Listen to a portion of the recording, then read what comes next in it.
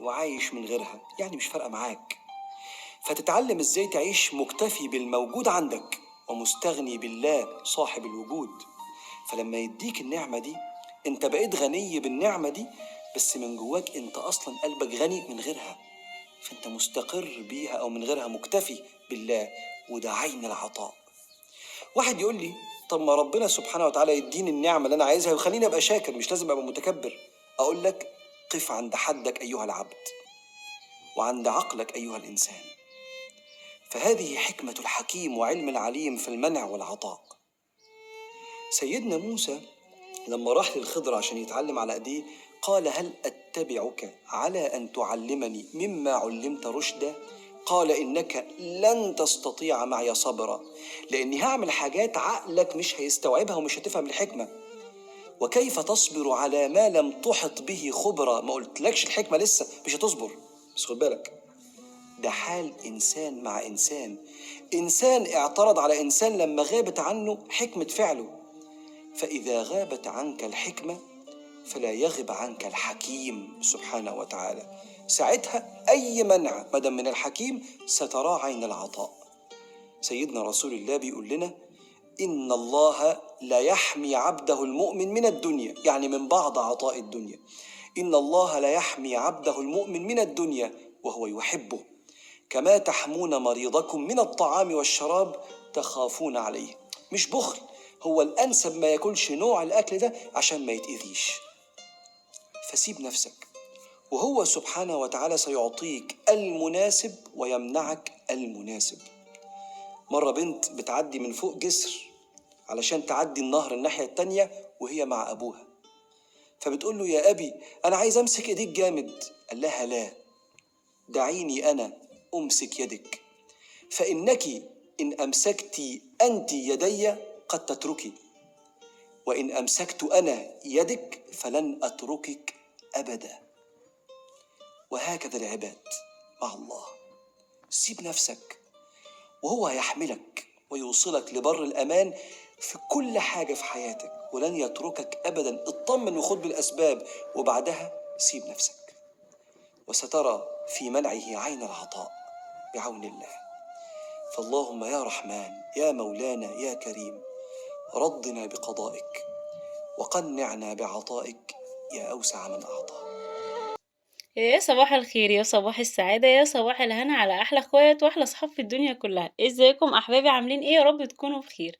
يوم جديد وفيديو جديد، ويا رب يكون يوم سعيد على الجميع يا رب. هنبتدي الفيديو كده. يلا بقى لايكات كتير كتير كتير كتير بقى، ويلا نصلي على حبيبنا وشفانا. اللهم صل وسلم وبارك على سيدنا محمد عدد ما في علم الله، صلاة دائمة بدوام ملك الله. اليوم بقى النهارده ايه؟ يا رب يعجبكم. هنتكلم فيه عن مشكلة أخت كده معانا في القناة. بس الأول أنا عملت معاكم الفطار. عملنا فطار كده ايه، حرش كده من اللي احنا بنحبه. وبعد كده عملت كوبايتين عصير، ودخلت بقى على الغسيل. هفضل وراكي في كل فيديو احطلك وانا بحط الغسيل وانا بلم الغسيل عشان تتشجعي وتقومي تلمي الغسيل اللي عندك وتطبقيه. دخلنا بقى على الغدا. بصوا، المكرونه دي اللي انا كنت حطاها معاكم في الفريزر، اللي انا عملتها وشلتها في الفريزر، حبيت اطلعها عشان اعرفكم بيبقى شكلها عامل ازاي وبتبقى عامله ازاي لما بتستوي، عشان لو في حد قلقان ان هو يشيلها بالطريقه دي. فحطيت على الوش كده، سبتها الاول شويه حوالي ساعتين لحد ما فكت، وبعد كده حطيت على الوش قشطه ودخلتها الفرن.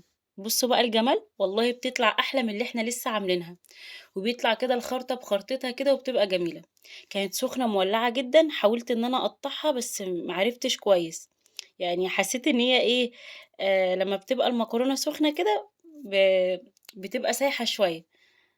بس طلعت جميلة جدًا والله يا بنات، جرّبوها والحاجات دي يعني هتسهِّل عليكم كتير. بُصّوا بقى هنا بردت شوية، حبيت بقى إيه، أورّيكم لمّا بتبرد، يعني ما كانتش بردت أوي.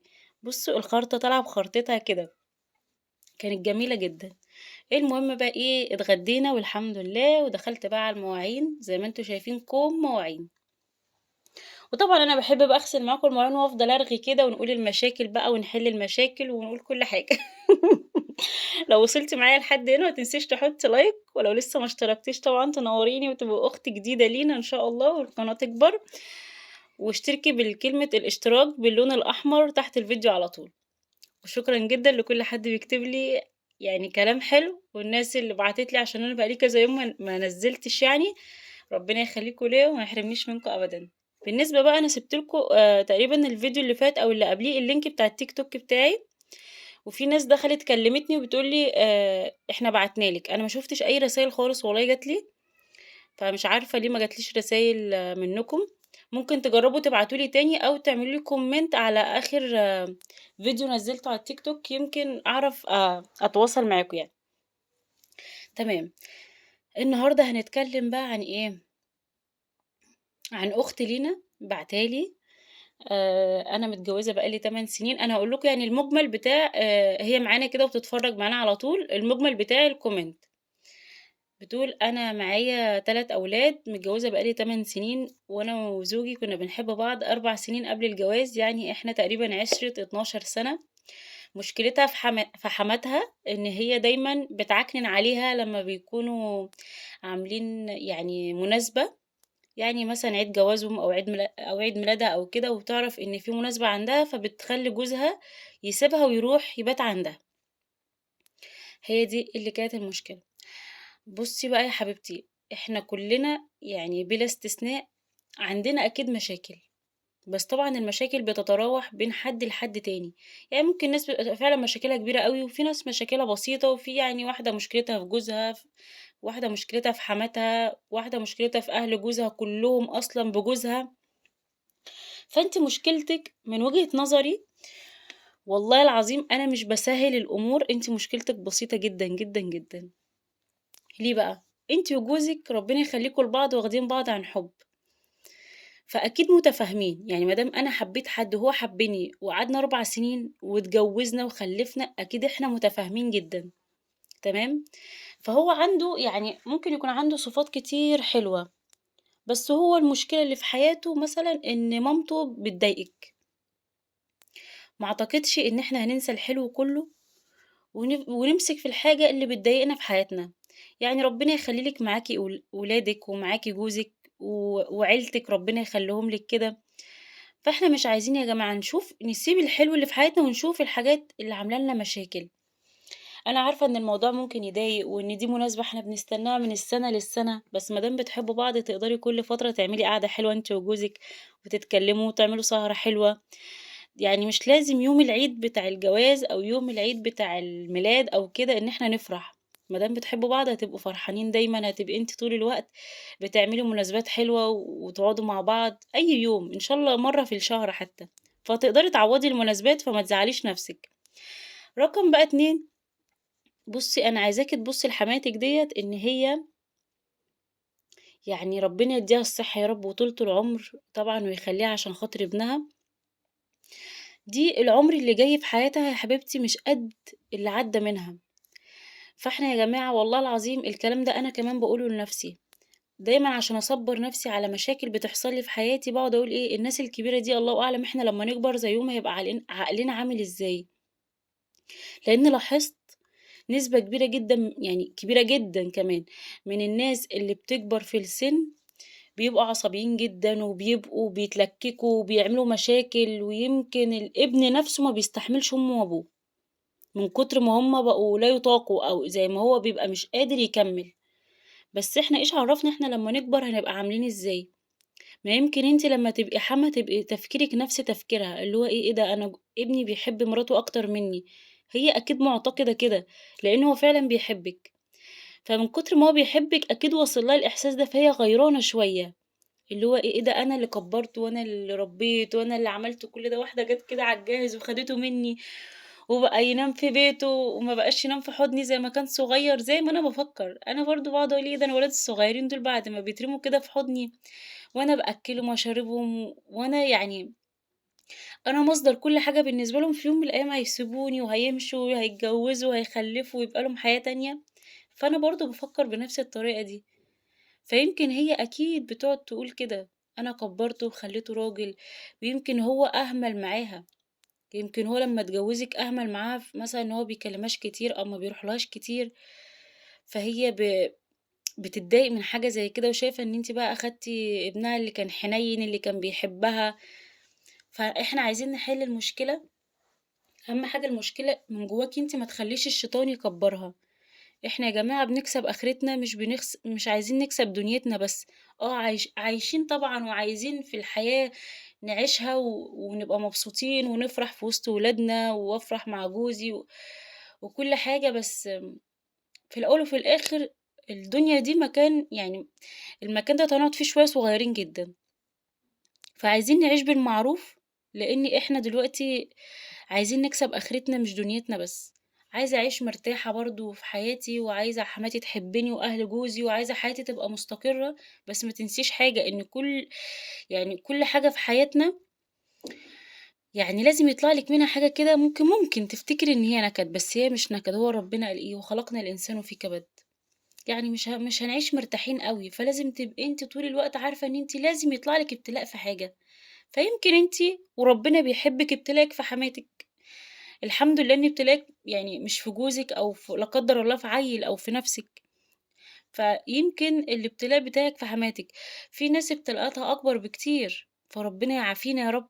فلمّا يكون إن حماتي بتضايقني أو بتزعل منّي شوية، بس أنا في بيتي وهي في بيتها، أنا بقى عايزاها إيه، تحبّني. وعملت المستحيل وما حبّتنيش، خلاص أنا قدّام ربنا، أنا ورضيت ربنا قبل أي حد، قبل يعني أنا حتى مش هامثّل عشان جوزي يحبّني، أنا باحب أمك وباكلّم أمك كويس، لأ. أهم حاجة نيّتِك تبقى خالصة لله، وأنتِ بتعملي أي حاجة كويسة مع حماتِك بالذات، تكون نيّتِك خالصة لله. يا رب أنا باعملها بنيّة إن إيه، إن الأمور تصفى بيننا، إن هي تحبّني، إن هي ما تعملّيش مشاكل في حياتي. دايمًا لازم تبقى نيّتِك كده، لإن ربنا بيبُص على النيّة وعلى القلب الأول. فأنتِ لو عملتِ اللي أنا باقول لِك عليه دوّة وحاولتِ إن أنتِ تتغاضي عنها وعن اللي هي بتعمله، ما تزعليش منّي. اللي بينِك وبينه ورقة، واللي بينكم يعني وبينه هو ومامته دم. يعني لو هو نصرِك طول الوقت على مامته ما تزعليش منّي بقى، ده هو فعلًا كده يبقى ما يستاهلش إن أنتِ تعيشي معاه وتحبيه. لإن في الست اللي هي ولدته نفسها وربِّته وادّته من كل حاجة في عمرها، سابها وراح لمراته وقعد في وسط عياله. فأنتِ اللي لسه جاية بقى لِك كام سنة، معلش 8 سنين أو 10 سنين، يعني هيبقى عليكِ ليه؟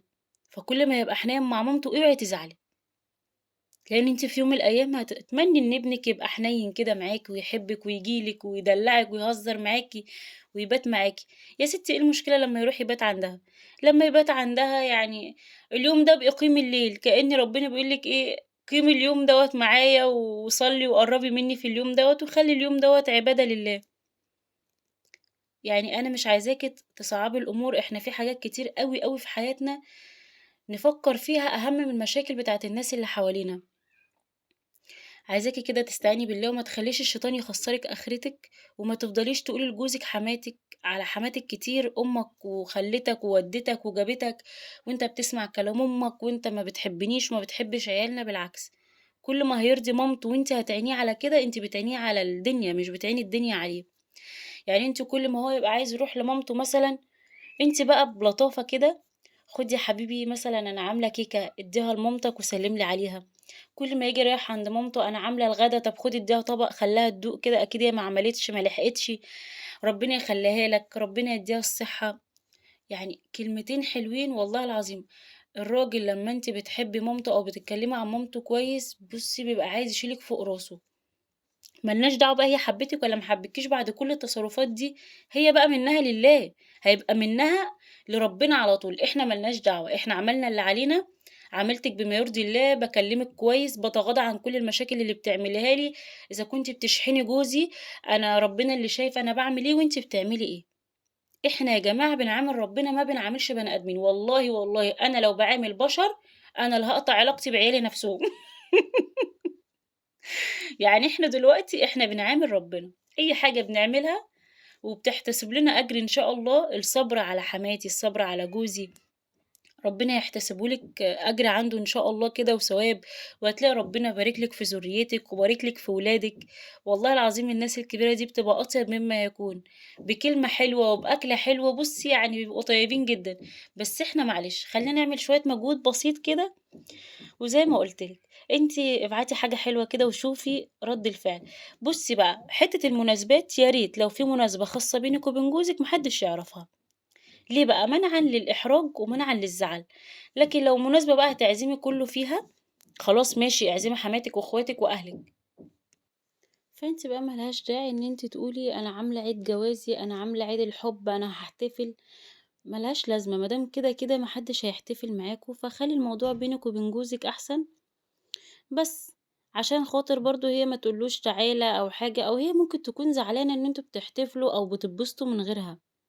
أصل هي عقليات برضه، الناس يا جماعة لمّا بتكبر بترجع زي الأطفال بالضبط. يعني أنتِ لو معاكِ عيل صغير هتلاقيه بُصّي من أقل حاجة بيشبط. فيمكن هي بس إيه، كل اللي أنتِ هتعمليه إن أنتِ تخلّي جوزِك يهتم بيها شوية، لو مش بيتصل بيها كل يوم خلّيه يكلمها.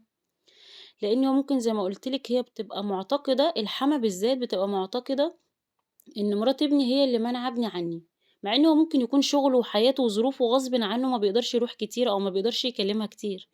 بس هي بقى لأ، ده هو من ساعة ما اتجوز اتغيّر، فهي مراته بقى اللي قالت له ما تروحش لأمك، مراته هي اللي قالت له ما تكلمش أمك والكلام ده. فأنتِ بقى تعملي إيه، أنتِ بقى اللي تكلميه، لأ روح لمامتك، لأ كلم مامتك. يعني طول الوقت حفّزيه لكده عشان برضه هي ديّة جنته، هي دي آخرته. أنتِ لو بتحبيه هتحبي له الخير في الدنيا وفي الآخرة. وبعدين ما تزعليش منّي برضه في الكلام، أنا والله العظيم مش يعني أنا مش حَمَا ولا حاجة عشان خاطر إن أنا إيه، أبقى متحيّزة جدًا للحَمَا. بس الدنيا مش مستاهلة، والله الناس بتموت والناس وهي ماشية والناس بتبقى زي الفل. فهي دي يمكن مامته ديّة مثلًا اللي باقية له، لمّا يعني ربنا ياخد أمانته وكده، يعني بعد كده هيبقى ليكِ أنتِ لوحدِك أنتِ وعيالِك. معلش استحملي الفترة اللي هي عايشاها في وسطيكم. بُصّي ما فيش بعد الأم، حتى لو الأم دي شريرة، لو أنتِ حتى يعني بتتضايقي من تصرفاتها عشان هي حماتِك، بس افتكري دايمًا إن هي مامته. إحنا بجد والله العظيم يا جماعة عايزين الشيطان ما يدخلش في حياتنا أكتر من كده، مش عايزين الشيطان يفضل يكرهنا في كل اللي حوالينا. كلنا فينا عيوب، كلنا فينا عيوب، حماتِك مثلًا يمكن عيبها ظاهر شوية، فما تحاوليش إن أنتِ يعني إيه، تبقي عاملة مشكلة بينِك وبين ابنها وتنكدي على نفسِك وتنكدي على ابنها، عشان خاطر حاجات أنا شايفة إن هي بسيطة جدًا، إحنا ما احتفلناش، هي دايمًا مثلًا ممكن تكون بتشحنوا عليكِ أو الكلام ده كله. أنتِ بشطارتِك بقى اليوم اللي يكون عند مامته اوعي تقولي له أنت رُحت واتأخرت وقعدت، اوعي. اشغلي بالِك مع ولادِك، اعملي أي حاجة، وبعدين ما هو معاكِ على طول. اشغلي بالِك بأي حاجة أنتِ والولاد، ولمّا ييجي تكوني عاملة قعدة حلوة وأكلة حلوة واعملوا مشروب حلو يكون بيحبه وهزري واضحكي وخلاص. حتى لو جه متغيّر من عندها يقول لِك طب ما هي البنت كويسة أهيّة وكويسة معايا، أُمّال ماما بتقول لي كده ليه؟ هو نَفْسه هيفكّر. ده غير ما أنتِ كمان مش هتجيبي سيرتها بحاجة وِحشة، وهو رايح هتدّي له حاجة حلوة ليها. فهو طول الوقت يعني كراجل بيحبِّك هيفضل يفكّر طب لأ، أنا هافصل بقى بينها وبين أمي ومش عايز مشاكل. وحتى لو ماما اتكلمت على مراتي وِحِش، أنا إيه، أنا عارف إن مراتي كويسة ومراتي ما فيش في قلبها حاجة لأمي. وهو مش هيحاول إن هو يعمل معاكِ مشاكل. معلش عشان خاطر ربنا، أنا عارفة الموضوع بيبقى صعب شوية، بس ربنا هيعينِك عشان أنتِ في نيتِك إن أنتِ تعيشي، وفي نيتِك إن جوزِك ما يخسرش آخرته، وتبقى الجنة طبعًا زي ما أنتم عارفين تحت أقدام الأمهات، فخلّيه يكسب الجنة عن طريقِك أنتِ. بس كده ورغيت معاكم كتير أوي، قُلت بعد بقى ما خلّصت المواعين وتهدّي حيلي والولاد بقى ناموا أحمدك يا رب. جوزي بقى إيه، كان اتعشّى، وقُلت له: "تعالَ بقى إيه والنبي والعيال نايمين نتفرّج على فيلم أجنبي ونعمل أي مشروب كده على طول." عملت بقى كاكاو، كنت جايبة كاكاو ومارشميلو بقى وبسكوت، وعملت كاكاو بقى زي ما أنتم شايفين. بُصّي، بأقل الإمكانيات والله العظيم القعدة اللي هتعمليها ديّة والله ما هتكلّفِك كتير. أنتِ بتصرفي ممكن مصاريف كتيرة أوي على حاجات تافهة.